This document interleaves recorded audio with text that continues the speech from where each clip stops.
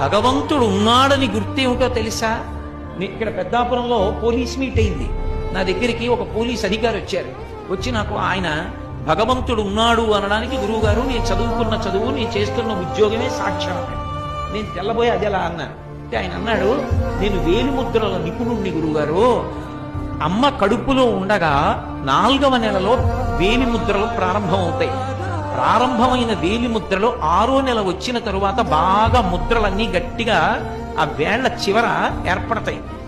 అమ్మ కడుపులో 6వ నెలలో ఏర్పడినటువంటి వేలిముద్రలు మళ్ళీ ఎప్పుడు పోతాయంటే శవమైపోయిన తర్వాత కూడా పోవు.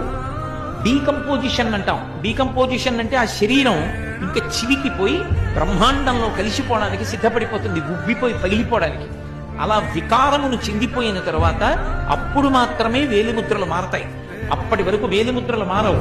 ఒక్క వేలిముద్ర ఇలా పెడితే ఆ వేలిముద్ర ఎవరిదో తెలిసిపోతుంది. ఇంత చిన్న వేలు మీద గీతలు గీసినప్పుడు ఇన్ని కోట్ల మంది గీతలలో ఎవరికి గీసిన గీతలా ఇంకోటి గీతలు గీయకుండా గీయగలిగిన మహాశిల్పి ఒకడు ఉన్నాడు.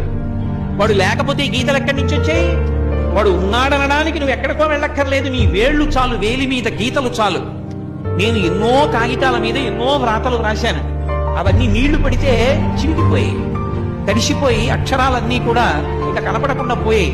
కానీ పుట్టినప్పటి నుంచి చేయి కడుగుతూనే ఉన్నాను. ఏది ఒక్క గీత కడగబడిందా, పోయిందా?